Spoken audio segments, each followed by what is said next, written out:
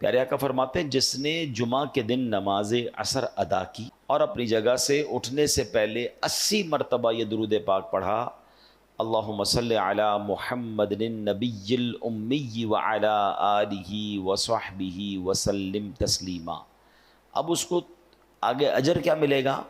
فرمایا 80 مرتن، اگر اس نے 80 بار یہ پڑھا، آقا نے فرمایا اللہ اس کے 80 برس کے گناہ بھی معاف فرما دے گا اور اس کے لیے 80 سال کی عبادت لکھی جائے گی۔ یعنی جمعہ کا دن جو ہے نا، یہ خاص درود پاک پڑھنے کا دن ہے۔ الگ الگ درود پاک بھی بیان ہوئے اور درود پاک کی فضیلتیں بھی بیان ہوئیں، تو کثرت سے درود پاک پڑھتے رہا کریں۔ آئیے مل کر محبت سے بآواز بلند درود پاک پڑھ لیں۔ صلو علی الحبیب صلی اللہ تعالی علی محمد صلی اللہ علیہ وسلم۔ یہ بھی تھوڑا ہے آپ کی خاطر، بھیجئے گر کروڑ بار سلام، عزت اہل بیت پر صلوات، ہدیہ روح چار یار سلام۔ پیارے اسلامی بھائیو، ہم کوشش کرتے ہیں ہمارے بیان میں قرآن کی باتیں سمجھتے ہیں، کچھ آیتوں کو سمجھتے ہیں، کچھ احکام قرآن سمجھتے ہیں، اور قرآن کا ایک ایک حرف، ایک ایک لفظ، ایک ایک آیت کمال ہے۔ آج میں پوری آیت بیان کرنے نہیں جا رہا، آج ایک آیت کا صرف یوں سمجھیے کہ مختصر سا جز، چھوٹا سا حصہ، مگر امیزنگ، کمال کا پیغام ہے، کمال کا یوں سمجھیے ہمیں ایک آرڈر دیا گیا ہے۔ اگر اس پر عمل کر لیں تو زندگی خوبصورت، زندگی آسان، گھروں میں امن، دوستوں میں پیار، محلوں میں امن ہو جائے گا۔ ایسا کیا ہے، 2-3 الفاظ کے اندر اتنی کمال کی بات فرما دی گئی۔ چنانچہ پارہ نمبر 1 ہے، سورہ بقرہ ہے، آیت نمبر ہے 83۔ اللہ ارشاد فرماتا ہے وَقُولُوا لِلنَّاسِ حُسْنًا، اور لوگوں سے اچھی بات کہو۔ بس قرآن نے کیا کہا؟ لوگوں سے جب بھی کریں اچھی بات کریں۔ سبحان اللہ، یہ حکم اگر ہم اپنا لینا تو یہ سمجھے ہمارے معاشرے میں امن و سکون ہو جائے گا۔ وَقُولُوا لِلنَّاسِ حُسْنًا، لوگوں سے اچھی بات کہو۔ یہ جادو جیسا اثر رکھنے والا حکم ہے، ہاں، کہ لوگوں سے اچھی بات کہو۔ آپ یقین کریں آپ زندگی کے ہر میدان میں کامیاب ہو سکتے ہیں اگر یہ حکم پر ہم عمل کرنے والے بن جائیں۔ کس طرح بڑے بڑے معاملات سارٹ آؤٹ ہو گئے، بڑی بڑی جنگیں ٹل گئیں، بڑی بڑی مصیبتیں ٹل گئیں۔ ایک واقعہ بتاتا ہوں آپ کو۔ تاریخ گواہ ہے کہ جو کام تیروں اور تلواروں سے کرنا ممکن نہیں تھا، میٹھے بول اور اچھی بات نے وہ کام کر دکھایا۔ تاتاری قوم، یہ ایک ایسی قوم تھی، بڑی ظالم قوم، اس نے دنیا پر بہت ظلم و ستم بہائے، اس نے خون کی ندیاں بہائیں، درجنوں بار ان کے ساتھ جنگیں لڑی گئیں، مگر اس قوم کو ہرا نہیں پاتے تھے لوگ۔ وہ قتل و غارت گری کرتے چلے جاتے اور ملک کے ملک تباہ و برباد کرتے چلے جاتے۔ اب کیا ہوا کہ خراسان کے ایک بزرگ تھے، انہیں خواب میں حکم ملا کہ جاؤ اور جا کر تاتاری قوم کو اسلام کی دعوت دینی ہے۔ وہ قوم جو ایسی جنگجو ہے، لڑنے کے لیے تیار ہے۔ وہ بتایا جاتا تھا کہ ہلاکو خان اور یہ لوگ جو لوگ تھے، یہ کھوپڑیوں کے مینار بنایا کرتے تھے۔ تو جب ہلاکو خان کا بیٹا تھا تگودار خان، اس کی حکومت تھی، وہ بزرگ رحمۃ اللہ تعالی علیہ سامان باندھا انہوں نے اور اس کے پاس پہنچ گئے۔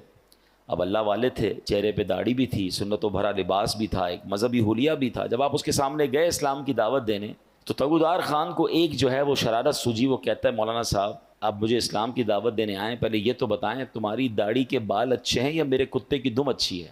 اب کیسا غصہ دلانے والا جملہ تھا، کتنا دل توڑنے والا جملہ تھا، کتنا بدتمیزی والا جملہ تھا، مگر اللہ والے تھے نا، اسلام کی بات کرنے گئے تھے، قرآن کے احکام پتہ تھے کہ بات اچھی کرنی ہے۔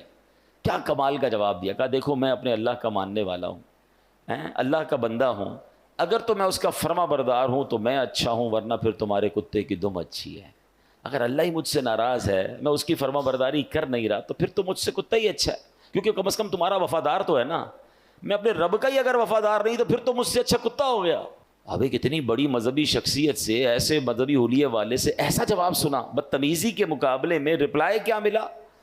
اچھا، سافٹ اور حکمت بھرا۔ تو جب یہ میٹھے بول اس نے سنے نا تو تگودار خان کے دل پر اثر کر گئے، اس پر جو شرارت کا بھوت سوار تھا وہ اتر گیا۔ اب وہ نرمی سے بولا اب تو آپ میرے مہمان ہیں، میرے پاس قیام فرمائیں۔ چنانچہ وہ بزرگ جو تھے وہ تگودار خان کے یہاں رہنے لگے۔ روزانہ رات کو وہ ان کے پاس آتا، بزرگوں نے پیاری پیاری باتیں بتاتے، اسلام کی تعلیمات بتاتے، نبی پاک کے واقعات سناتے۔ اور ایک بار ایسا وقت آیا کہ وہ تگودار خان جو ہلاکو خان کا بیٹا اور تاتاری قوم جو ظلم و ستم کی آندیاں بہاتی تھی، جن سے تلواروں سے کوئی جیت نہیں سکتا تھا، آخر کار کلمہ پڑھ کر مسلمان ہو گیا اور نبی پاک علیہ الصلوۃ والسلام کا شیدائی بن گیا. اس کے نتیجے میں پھر تاتاری قوم بھی مسلمان ہو گئی. اللہ اکبر. یوں میٹھے بول کی برکت سے خوخار قوم جو تھی، جو تلواروں سے زیر نہ آئی، وہ اچھی بات اور اچھی طریقے سے گفتگو کرنے کی وجہ سے وہ زیر ہو گئی اور وہ مسلمان ہو گئے. اے میرے پیارے اسلامی بھائیوں، جو اصل بات سمجھانے کا مقصد ہے کہ بہت ساری چیزیں لڑائی جھگڑے سے نہیں، اچھی بات کر کے حاصل کی جا سکتی ہیں.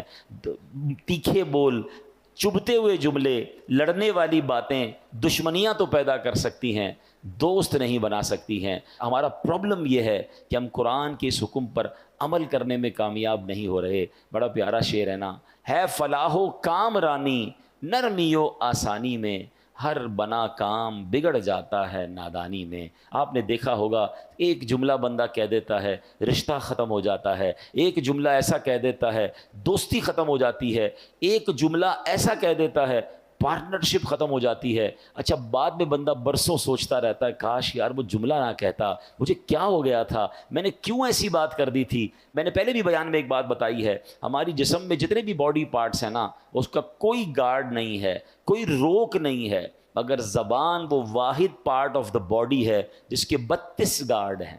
32 دانتوں کے پیچھے زبان کو رکھا گیا ہے کہ بندہ پہلے سوچ لے پھر بات کرے. مگر جب یہ زبان چلتی ہے تو 32 پہرے داروں کا خیال بھی نہیں رکھتی اور کسی کا دل توڑ دیتی ہے، کسی کا گھر توڑ دیتی ہے. قرآن نے کیا حکم دیا؟ ہم آج بات قرآن کی کر رہے ہیں. اللہ فرماتا وَقُولُوا لِلنَّاسِ حُسْنًا، اور لوگوں سے اچھی بات کہو. کاش ہمیں اچھا بولنا نصیب ہو جائے، میٹھا بولنا نصیب ہو. کڑوا بولنا بہت سارے لوگوں کو آتا ہے، ایسے ایسے جملے ڈھونڈ کر لاتے ہیں اور سامنے والے کو کہتے ہیں کہ اس کا دل چھلنی ہو جاتا ہے، اس کو اس قدر غصہ آ جاتا ہے کہ بات پھر لڑائی تک پہنچ جاتی ہے. نہیں میرے پیارے اسلامی بھائیوں، اس طرح کی باتیں کرنے کا کیا فائدہ؟ اب اتنی کڑواہٹ ہے لوگوں کی زبان میں. اب موٹر سائیکل پر جا رہے ہیں، سائیکل پر جا رہے ہیں، گاڑی میں جا رہے ہیں یا رستے میں جا رہے ہیں، کسی کی ٹھوکر لگ گئی، وہ انسان ہے نا، غلطی ہو جاتی ہے، اندھا ہے کیا؟ دیکھ کر نہیں، اسٹارٹ ہی تیکھے جملوں سے ہو رہا ہے، آنکھیں نوچ لوں گا تمہاری، جانتا بھی میں کون ہوں. یعنی everybody is ready to fight. معافی درگزر ہیں، عفو کہاں گیا؟ ہم کیوں کسی کو یہ احساس نہیں دلاتے کہ ہو جاتی ہے انسان سے غلطی؟ کیا آپ سے غلطیاں نہیں ہوتی؟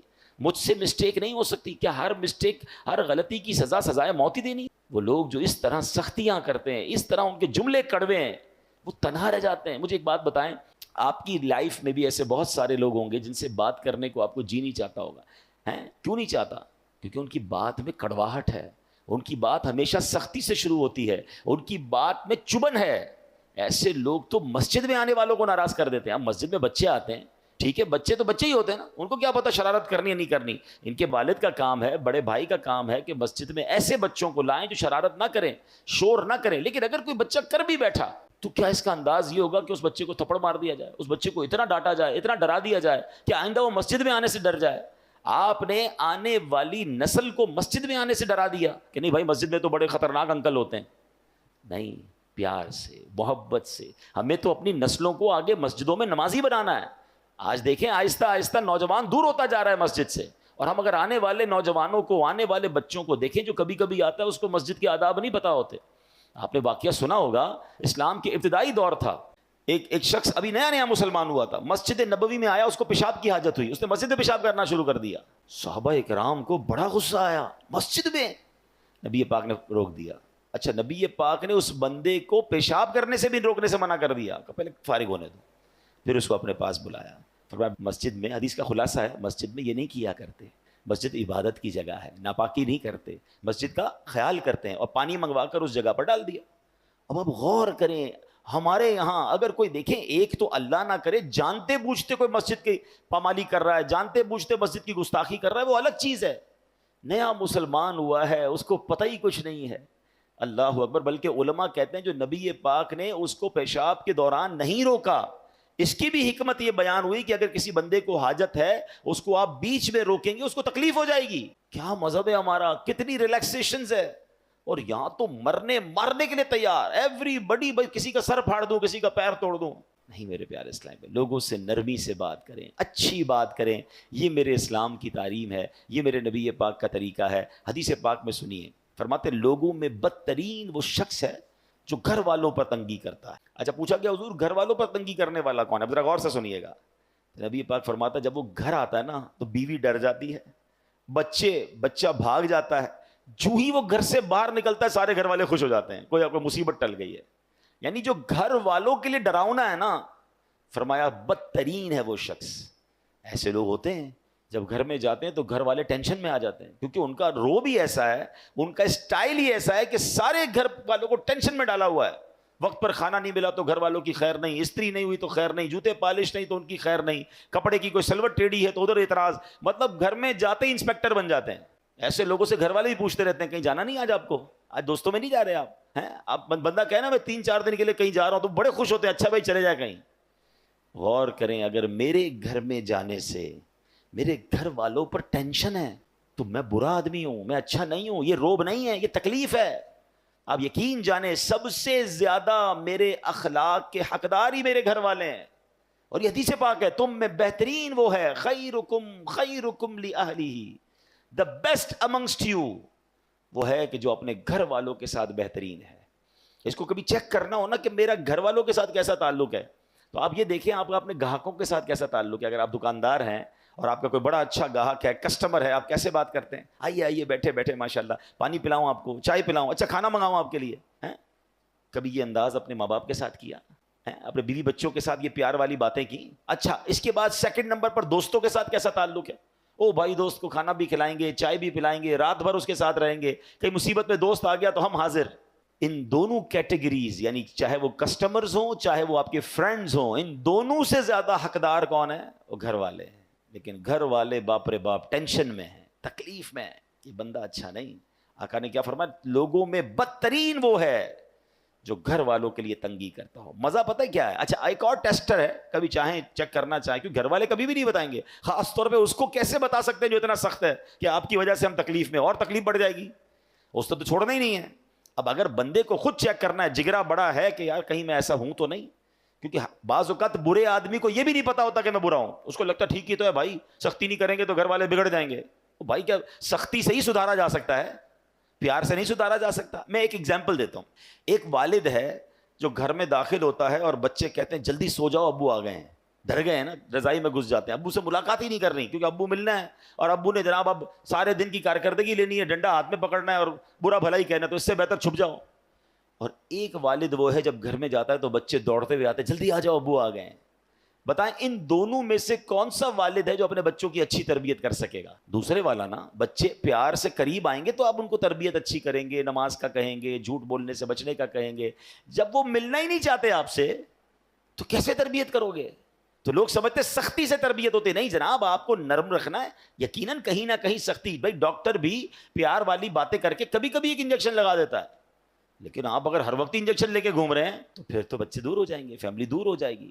اچھا اگر اب آپ نے ٹیسٹ کرنا ہے کہ میں وہ بدترین آدمی ہوں کہ نہیں جس کے بارے میں نبی پاک نے فرمایا کہ جب وہ گھر میں جاتا ہے تو بیوی ڈر جاتی ہے, بچے جو ہے وہ بھاگ جاتے ہیں, تو اب یہ چیک کرنا ہونا تو آپ بغیر ان کو بتائے جب گھر میں داخل ہوتے ہیں تو آپ چیک کریں. ہمارے گھر میں جانے سے اگر لوگ پہلے مسکرا رہے تھے, ہنس رہے تھے, باتیں کر رہے تھے, اور جاتے ہی سب خاموش ہو گئے, مسکراہٹ ہی غائب ہو گئی چہرے سے, تو سمجھ جائیں کہ میں گھر والوں کے لیے ریلیکسیشن کا باعث نہیں. مزہ یہ ہے کہ بندہ گھر میں جائے تو ماں کہے میرا بیٹا آ گیا, بھائی کہے میرا بھائی آ گیا, بچے کہے میرے ابو آ گئے, بیوی کہے میرے سرتاج آ گئے. ایوری بڈی بیکم ریلیکس جب آپ گھر کے اندر داخل ہو. یہ میری اور آپ کی ذمہ داری ہے. اسلام ہمیں اس بات کا درس دیتا ہے. ہم باہر بڑے خوش اخلاق اور گھر میں شیر ببر بن کر پھرتے ہیں, یہ اسلام نہیں ہے. آگے چلتے ہیں. سبحان اللہ. اب روب کے بارے میں لوگ کہتے ہیں نا روب ہونا چاہیے. آئیے میں بتاتا ہوں نبی پاک کا روب کیسا تھا اور پیارے آقا کا اخلاق کیسے تھے. حدیث پاک میں ہے ایک آدمی 2 مہینے تک سفر کرے, یعنی اتنا دور پہنچ جائے. فرمایا اتنا دور بھی اگر کوئی ہوگا تو نبی پاک کے مبارک روب کا عالم یہ ہے کہ 2 مہینے دور سفر کر کے بھی جہاں پہنچا ہے وہاں بھی اس کے دل پر نبی پاک کا روب طاری ہو جائے گا. اتنا روب تھا. ٹھیک ہے, مگر انداز مبارک کیسا تھا, نرمی کا عالم کیسا تھا. حضرت انس رضی اللہ تعالیٰ فرماتے ہیں میں 10 سال نبی پاک کی خدمت میں رہا, پیارے آقا کے یہاں خدمتگار کی حیثیت سے رہے. کہتے ہیں 10 سالوں میں نبی پاک نے ایک بار بھی نہیں فرمایا تم نے یہ کام کیوں کیا ہے, یا تم نے یہ کام کیوں نہیں کیا. اپنے ملازم کو, اپنے خادم کو یہ نہیں فرماتے تھے. روب کا عالم یہ ہے اور نرمی کا عالم یہ ہے. فرمایا چہرہ مبارک پر ہر وقت مسکراہٹ سجی رہتی تھی. پاس جتنے لوگ بیٹھتے تھے نا سب کو یہ لگتا تھا کہ سرکار دو عالم علیہ الصلوۃ والسلام سب سے زیادہ مجھی سے پیار کرتے ہیں، کیونکہ سب سے پیار سے بات کرتے ہیں، سب سے محبت سے ذکر ہوتا تھا. اور پھر فرمایا ننھے بچوں سے لے کر بوڑھوں تک، خادموں سے لے کر مجنونوں تک، ہر کوئی اپنے دل کی بات بے دھڑک نبی پاک سے کر سکتا تھا. ہم سے کوئی کر سکتا ہے؟ کچھ لوگوں نے اپنے گھر میں ایسا روب جمایا ہے کہ بیوی 3 دن تک انتظار کرتی ہے، صاحب کا موڈ ٹھیک ہو تو کچھ بات کروں. بلکہ اب تو ڈیجیٹل میڈیا ہے. پہلے تو سنا ہے اب گھر والے پہلے مارکیٹ کا ریٹ معلوم کرتے ہیں کہ مارکیٹ ٹھیک ہے تو بات کریں، ورنہ نقصان میں جا رہے ہیں تو ہماری خیر نہیں ہے. مارکیٹ ڈاؤن ہے تو گھر والوں نے، ہمارے شوہر نے ہم پر ہی غصہ کرنا ہے. کمال ہے یار، ہمارے گھر والوں کا مارکیٹ سے کیا تعلق ہے؟ اگر کاروبار میں نقصان ہو رہا ہے تو گھر والوں پر غصہ کس بات کا ہے؟ یہ آپ کا میٹر ہے، باہر کے مسائل آپ کے ہیں. اچھا کاروبار میں فائدہ ہوتا تو کیا گھر والوں کے ساتھ بہت زیادہ بھلائی شروع کر دیتے ہیں؟ وہ بتاتے بھی نہیں گھر والوں کو، بتائیں گے تو خرچہ شروع کر دیں گے. سارے نقصان، سارے پرابلم کا ملبہ گھر والوں پہ ڈالنا ہے. بچے ڈر رہے ہوتے ہیں ابو کا موڈ آج ٹھیک نہیں ہے، بات نہیں کرنی. ملازم ڈر رہا ہوتا ہے کہ سیٹھ صاحب کا آج کل موڈ ٹھیک نہیں، 2 دن بعد بات کریں گے. ایسا کیوں؟ نبی پاک سے جو جس وقت چاہتا بات کرتا، بے دھڑک بات کرتا. آپ آسان رہے لوگوں کے لیے. ہم نے آج بیان جو شروع کیا ہے وہ قرآن پاک کے خوبصورت حکم سے شروع کیا ہے کہ اللہ کریم نے قرآن مجید میں ہمیں یوں سمجھیے زندگی کو آسان بنانے کا ایک فارمولہ عطا فرمایا. اور کیا فرمایا؟ وَقُولُوا لِلنَّاسِ حُسْنًا، اور لوگوں سے اچھی بات کہو. آپ یقین کریں جس نے اس فارمولے پر عمل کر لیا نا اس کی زندگی آسان، اس کی فیملی خوش، اس کے دوست راضی، وہ ہر جگہ ترقی کرنے لگتا ہے. اب آپ خود دیکھیں، ایک دکاندار ہے، سودا بڑا اچھا ملتا ہے، مگر جب جاؤ اس کی زبان پر سختی ہے، گالیاں ہیں، جھاڑتا ہے، سودا ایسے دیتا ہے جیسے بھیک دے رہا ہے. ادھر گاہک جائیں گے، یا ایک ایسا دکاندار ہے جو ہر آنے والے گاہک سے محبت سے بات کر رہا ہے، پیار سے بات کر رہا ہے، طبیعت بھی پوچھ رہا ہے. بندہ کہتا ہے بڑا با اخلاق ہے. اخلاق کی برکت سے کاروبار بھی بڑھتا ہے، اخلاق کی برکت سے عزت بھی بڑھتی ہے، ترقی ملتی ہے اس کو. ایک ہی ادارے میں 2 بندے جاب کر رہے ہیں، ایک سب سے دوستی، پیار، محبت، ٹیک کیئر کرنے والا، اور ایک سب سے لڑنے والا. بتاؤ ترقی کس کو ملے گی؟ با اخلاق کو ترقی ملے گی. یعنی یہ کہ وَقُولُوا لِلنَّاسِ حُسْنًا، لوگوں سے اچھی بات کہو. یہ آپ کے کاروبار میں ترقی کروا دے گا، یہ آپ کی نوکری میں ترقی کروائے گا، یہ آپ کی عزت میں ترقی کروائے گا، یہ آپ کے فیملی میں محبتوں کو بڑھائے گا. یہ ایک چھوٹا سا حکم جو ہے نا وہ میری پوری لائف کو آسان کر سکتا ہے.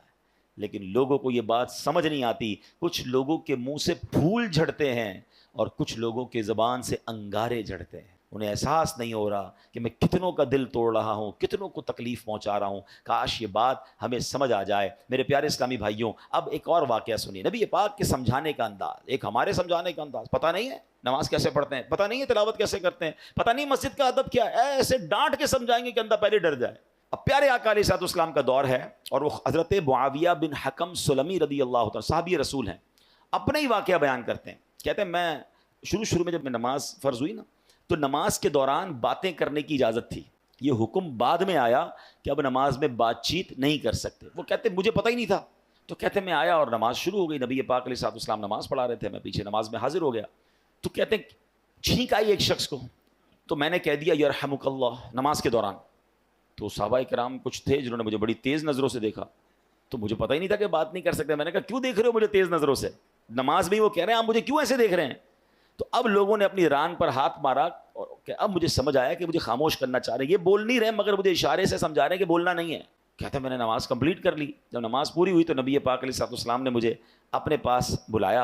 اور نبی پاک سے بڑھ کر بہترین سمجھانے والا کون ہے، بہترین معلم کون ہے؟ کہتے نبی پاک علیہ الصلوۃ والسلام نے نہ مجھے ڈانٹا، نہ برا بھلا کہا، نہ جھڑکا، بلکہ فرمایا نماز میں باتیں نہیں کرتے، نماز میں تو اللہ پاک کی تسبیح کرتے ہیں، تکبیر کہتے ہیں، قرآن کی تلاوت کیا کرتے ہیں. کہتے بس نبی پاک نے بٹھا کر مجھے یہ سمجھا دیا. یہ بھی تو ایک انداز ہے نا. ایک بندے کو حکم پتہ ہی نہیں ہے اور آپ ذرا اس پر چڑھ دوڑیں، یہ نہیں ہوتا. خاص طور پر اگر آپ نے اسلام کی بات سکھانی ہے، دین سکھانا ہے. پہلے ایک بات سمجھیے، اگر آپ اپنے بچوں کو نمازی بنانا چاہتے ہیں، قرآن پڑھانا چاہتے ہیں، یا آپ کسی نیکی کے کام کو پھیلانا چاہتے ہیں، تو ایک بار یاد رکھیں کہ آپ اچھا کر رہے ہیں تو کوئی ہے جو اس کو بگاڑنا بھی چاہتا ہے. جب بھی بندہ اللہ رسول کی بات کرے گا نا تو اس کی مائنڈ میں ہونا چاہیے میرا ایک دشمن ہے جو اس بندے کو دین کی طرف نہیں آنے دینا چاہ رہا. کیونکہ شیطان تو کبھی بھی نہیں چاہے گا نا. یعنی آپ سارے ماشاءاللہ جو مسجد میں آئے ہیں نا تو ایک طاقت تھی جو آپ کو روکتی رہی اور آپ اس کو یوں سمجھے چیرتے ہوئے آ گئے مسجد میں. ماشاءاللہ ایمان مضبوط تھا. لیکن ایسا کئی لوگوں کے ساتھ ہوتا ہے جو گھر سے نکلتے ہیں مسجد کے لیے شیطان پہنچنے نہیں دیتا، یار اگلی بار جائیں گے، آج گرمی بڑی ہے، چلو یار آج رہنے دو. گھر سے نکلا تھا حالانکہ نماز کے لیے، مگر شیطان نے بدل دیا. تو آلویز جو دین کا داعی ہے اسے یہ سوچنا ہوگا، جو کسی کی اصلاح کرنا چاہتا ہے اس کو یہ سوچنا ہوگا کہ میں اصلاح کرنا چاہتا ہوں، شیطان دور کرنا چاہتا ہے. ہم دونوں کی لڑائی چل رہی ہے، ذرا سی میں نے سختی کی تو یہ بندہ شیطان کی مان کے دور چلا جائے گا. نرمی، پیار، محبت اتنا دو کہ وہ شیطان کی نہ مانے، آپ کی بات مانے اور اللہ رسول کی طرف آ جائے. لیکن اگر سمجھانے والا ہی سخت ہو گیا، سمجھانے والا ہی ڈانٹنے والا ہو گیا، تو پھر تو بہت آسانی سے شیطان دور لے کے چلا جائے گا. تو یہ بہت ضروری ہے ان تمام لوگوں کے لیے جو ٹیچرز ہیں، جو والد ہیں، جو تنظیم کے بڑے ہیں، جو کسی کمیونٹی کے بڑے ہیں، کسی خاندان کے بڑے ہیں. اگر آپ کو اللہ نے مقام دیا ہے اور آپ لوگوں کو کچھ گائیڈ کرنا چاہتے ہیں، you have to be soft. نرم، شفقت، آپ کی زبان سے پھول جھڑنے چاہیے، کیونکہ آپ کا مقابلہ شیطان سے ہے. وہ چاہتا یہی آپ بد اخلاقی کریں، میں لوگوں کو لے جاؤں، اور ایسا ہوتا ہے.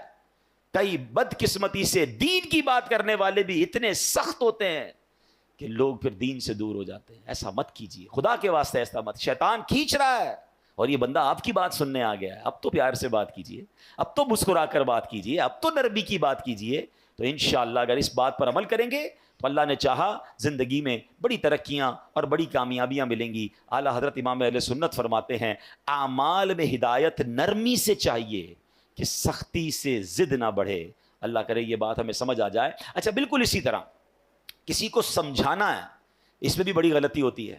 سب کے سامنے لوگ سمجھاتے ہیں، یہ میرا بیٹا جو ہے نا، اچھا رشتہ دار آئے ہیں گھر پہ، مہمان آئے ہیں، اور ان کے سامنے کہہ رہے ہیں یہ بیٹا میری بات مانتا نہیں ہے، بہت تنگ کرتا ہے، ذرا آپ بھی اسے سمجھا دیں. کیا اب وہ سمجھے گا آپ کی بات؟ سب کے سامنے آپ نے ذلیل کر دیا. بلکہ ہمارے ساتھ بھی ہوتا ہے کہ کسی بزرگ، کسی عالم دین کے پاس اپنے بیٹے کو لے کر لائن میں لگ کر آتے ہیں اور کہتے ہیں میرا بیٹا بڑا شرارتی ہے، مجھے بہت تنگ کرتا ہے، آپ ذرا اس کو سمجھا دیں. آپ سوچیں، آپ نے اس بیٹے کو اس دیندار آدمی کے سامنے ذلیل کر دیا، وہ کیسے اپنے باپ سے محبت کرے گا؟ ہونا کیا چاہیے تھا، والد آ کر کہتا میرا بڑا پیارا بیٹا، حضرت اس کے لیے دعا کر دیں. یہ بھی تو ہو سکتا ہے، دعا ہی کروانی تھی، اس کی برائی کرنا ضروری ہے سب کے سامنے. اور ہو سکتا ہے آپ کا یہ جملہ بیٹے کے دل میں آپ کے لیے نرمی ڈال دے کہ یار میں ابو کو اتنا تنگ کرتا ہوں، ابو پھر بھی جا کے ایک عالم دین کے پاس، ایک بزرگ کے پاس جا کر کیا کہہ رہے ہیں کہ میرے بیٹے کے لیے دعا کر دیں، میرا پیارا بیٹا ہے. کتنا یہ تو طریقہ ہوتا ہے دل میں محبت ڈالنے کا. ہم خود ہی اپنے بچوں، اپنے چھوٹوں سے اپنے دل میں محبت دور کر رہے ہوتے ہیں. اچھا، پھر اسی طرح ایک اور کہانی کیا ہو کر آج کل لوگ ہو گئے ہیں، سوشل میڈیا پہ سمجھانا ہے. اب مجھے ایک بات بتائیں، آپ نے کسی ایک بندے کو سمجھانا ہے، اس کو ویڈیو پہ سمجھائیں گے آپ؟ اب ویڈیو پہ آپ سمجھا رہے ہیں تو ہو سکتا ہے اس کو ضد ہو جائے. اچھا، آپ نے اس کو سمجھایا یا اس کی کوئی برائی بتائی اور اس نے وہ برائی ختم کر بھی لی، تو یہ ہزاروں لاکھوں لوگوں کو آپ نے اس کی برائی بتائی، اس کا عذاب کس پر ہے؟ اس کا گناہ کس پر؟ یہ کون سا طریقہ ہے کہ آپ کو کسی فرد سے پرابلم ہے اور آپ اس کو سوشل میڈیا پہ سمجھا رہے ہیں، ویڈیو کے ذریعے سمجھا رہے ہیں؟ یہ تو عجیب یہ دشمنی بڑھانے والی بات ہے، یہ شیطان کو خوش کرنے والی بات ہے. اللہ کرے کہ یہ لوگوں کو بات سمجھ آ جائے کہ ایک جملہ یاد کر لیں، جس نے کسی کو سب کے سامنے سمجھایا اس نے اس کو ذلیل کیا، اور جس نے کسی کو اکیلے میں سمجھایا اس نے اس کو زینت بخشی. ہاں، اگر پیار ہے نا، کسی سے سمجھانا ہے تو اکیلے میں، حضرت آپ نے پرچی لکھ دیں، میسج کر دیں کہ یہ آپ کے بیان میں پرابلم تھا، یہ آپ کے انداز میں پرابلم تھا، یا کوئی بھی آپ کی فیملی کا ایشو ہے، آپ کے دوستوں میں ایشو ہے، ذرا اکیلے میں آپ سے بات کرنی ہے پیار سے. اچھا، اس میں بھی ایک انداز اختیار کیا جا سکتا ہے کہ آپ نے اس دن جو یہ بات کہی تھی، شاید ہو سکتا ہے میرے سننے میں غلطی ہوئی ہو، اگر ایسا کہا تھا تو ایسا نہیں کہنا چاہیے، پیارے بھائی ناراض مت ہوئیے گا. یہ بھی تو ایک انداز ہے نا، آپ اصل سمجھانا چاہتے ہیں، اور اگر آپ لڑنا چاہتے ہیں، ذلیل کرنا چاہتے ہیں، تو پھر اپنے دل سے پوچھیے. اس سے سلو نہیں ہوتی ہے. قرآن کا حکم یاد رکھیے گا کہ لوگوں سے اچھی بات کہو. اب آخری بات بڑی کمال کی بات ہے، اگر آپ یہ سمجھ جائیں نا تو میں سمجھتا ہوں اس پورے بیان کا جو عطر ہے وہ اس گفتگو میں ہے. کہ علامہ قرطبی رحمۃ اللہ تعالی علیہ فرماتے ہیں سمجھانے والا دنیا میں کوئی بھی ہو، آج کے دور میں کوئی حضرت موسیٰ اور حضرت ہارون سے افضل نہیں ہو سکتا. اللہ کے نبی ہے نا، اور جسے سمجھایا جائے وہ کتنا ہی بڑا گناہگار کیوں نہ ہو، وہ فرعون سے بڑا گناہگار نہیں ہو سکتا. بات سمجھ آ رہی ہے؟ یعنی آج اگر کسی کے ساتھ آپ کو پرابلم ہے، کتنا ہی اس نے آپ کو کیوں نہ ستایا ہو، کتنا ہی وہ غلط آدمی کیوں نہ ہو، گناہوں میں وہ فرعون سے بڑھ نہیں سکتا. اور ہم میں سے سمجھانے والا کوئی بھی حضرت موسیٰ اور حضرت ہارون سے بڑھ نہیں سکتا. دو ایکسٹریم ہو گئی نا، سمجھانے والا بھی ٹاپ پہ ہے اور گناہگار بھی سب سے بڑا ہے. مگر جب حضرت موسیٰ اور حضرت ہارون فرعون کے پاس جا رہے تھے تو اللہ کریم نے کیا انہیں ارشاد فرمایا تھا؟ فَقُولَا لَهُ قَوْلًا لَيِّنًا، تو تم اس سے نرم بات کہنا. قرآن حضرت موسیٰ حضرت ہارون کو کہہ رہا ہے کس سے نرم بات کرنا؟ فرعون سے. یار کسی فرعون سے بڑے گناہ گار سے مل لیا آپ نے جو اس سے سختی کر رہے ہو. سمجھیے, یا حضرت موسیٰ سے زیادہ اچھا سمجھانا آتا ہے آپ کو. اتنی دو ایکسٹریم مل رہی تھی, مگر آرڈر کیا تھا کہ نرمی سے بات کرنی ہے, پیار سے بات کرنی ہے. اللہ اکبر. اب یہ بات آپ سمجھ لیں, اگر آپ سمجھانا چاہتے ہیں یہ سختی سے نہیں ہو سکتا. آپ لڑنا چاہتے ہیں پھر وہ آپ کی مرضی ہے, وہ پھر آپ اللہ کو جواب دیں کہ آپ لڑائی جھگڑے والے ہیں. اگر آپ کے مائنڈ سیٹ میں یہ کہ یار اس بندے کی غلطی دور کرنی ہے یا اس کو ٹھیک کرنا ہے, اس کی تربیت کرنی ہے, آئندہ یہ نہ کرے, تو یہ کام نرمی سے ہوگا. سختی سے بگڑنے کا چانس ہے, دشمنیاں ہو جاتی ہیں. وہ ایک بات ہے نا کہ ایک بندہ کہیں جا رہا تھا, سر پہ اس کے کانچ کی چوڑیاں تھیں اور اس کا پورا ایک گٹھڑ تھا. تو ایک پولیس والا آیا کوتوال, اور اس نے آ کر ڈنڈا مارا اس میں. کہا بتاؤ اس میں کیا ہے؟ کہتا صاحب تھوڑی دیر پہلے تو چوڑیاں تھیں, اب تو کچھ بھی نہیں ہے. یعنی آپ ڈنڈا مار کر پوچھ رہے ہیں تو ٹوٹ گیا جو آپ پوچھنا چاہ رہے تھے, وہ تو چورا چورا ہو گیا. تو ہم بھی بعضوں کا ڈنڈا مار کے جو ہے نا سیدھا کرنا چاہ رہے ہوتے ہیں. کہتے ہیں نا پہلے ہی مٹکے میں سوراخ کر دو, اب جتنا پانی ڈالنا ہے تو پانی نے لیک ہی ہو جانا ہے, پانی بھرنا نہیں ہے. اب آپ ڈالے جائیں پانی, اب آپ سمجھاتے جائیں. پہلے تو سوراخ کر دیا آپ نے, کسی کو گالی دے کر ڈانٹ کر ذلیل کر کر اب بٹھا کے سمجھا رہے ہیں, آپ اس کے مٹکے میں سوراخ کر چکے ہیں, اب ڈالے جائیں, وہ نکل رہا ہے, جو بھی ڈال رہے ہیں وہ نکل رہا ہے. تو کاش یہ بات سمجھ آ جائے کہ ہے فلاح و کام رانی, نرمیوں آسانی میں ہر بنا کام بگڑ جاتا ہے نادانی میں. صدقہ خیرات کی بات ہم بہت ساری کرتے ہیں, ٹھیک ہے. آج آپ کو ایک کمال کا صدقہ بتاتا ہوں, 1 روپیہ بھی خرچ نہیں ہوگا. غریب لوگ ذرا غور سے سن لیں, امیر بھی سنیں, کیونکہ امیر بھی کون سا روز خرچ کرتے ہیں, ٹھیک ہے نا. یہ بغیر خرچے کا صدقہ ہے. اللہ کے حبیب علیہ الصلوۃ والسلام فرماتے ہیں اچھی بات صدقہ ہے.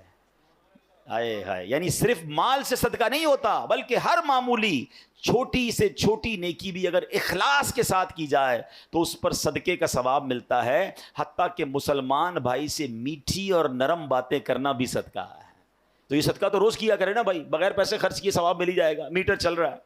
اور اب میں آخری جملہ کہہ کر اپنی بات کو ختم کرتا ہوں. جو عاشقان رسول ہیں, جو نبی پاک سے محبت کرتے ہیں, اس حدیث میں ان کے لیے ڈر بھی ہے اور ان کے لیے خوشخبری بھی ہے. اللہ کے رسول علیہ الصلوۃ والسلام فرماتے ہیں کہ بے شک تم میں سے مجھے سب سے زیادہ پیارے, سنو آقا فرمانے تم میں سے سب سے زیادہ پیارے اور قیامت کے دن میرے نزدیک ترین وہ لوگ ہوں گے. اب مجھے بتائیں, میں آگے بندہ نہ بتاؤں کون ہے, انعام کیسا ہے. قیامت میں آقا کے سب سے قریب اور نبی پاک فرمائے میرے لیے سب سے زیادہ پیارے. سچی بات یہ, میں اگلی جملہ نہ بھی کہوں نا تو ہم سب نے یہ سودا کر لینا چاہیے کہ وہ جو بھی کام ہے میں نے کرنا ہے. میری ساری زندگی ایک طرف, اگر میں نبی پاک کا پیارا ہو گیا اور قیامت کے دن پیارے آقا کے سب سے قریب ہو گیا تو پھر یہ کام کیوں نہ کروں. اور وہ کام کیا ہے؟ آقا فرماتے ہیں تم میں سے سب سے زیادہ اچھے اخلاق والے ہیں. جو زیادہ اخلاق والا ہے وہ آقا کو زیادہ پیارا ہے. اب غور کر لیں میرے اخلاق کیسے ہیں.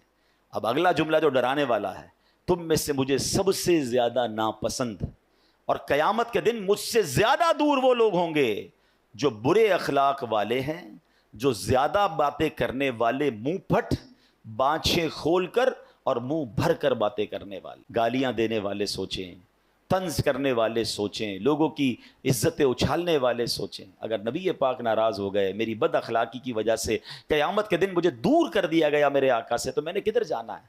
اللہ کرے کہ ہمیں نبی پاک کے اخلاق کا صدقہ نصیب ہو جائے, ہماری زبان سے گالی گلوچ ختم ہو جائے, طنز ختم ہو جائے, لوگوں کی بے عزتیاں ختم ہو جائیں, ہم جوڑنے والے بنیں, ہم توڑنے والے نہ بنیں. اللہ کریم آج قرآن کے اس حکم کو جو ہم نے سنا عمل کرنے کی توفیق عطا فرمائے.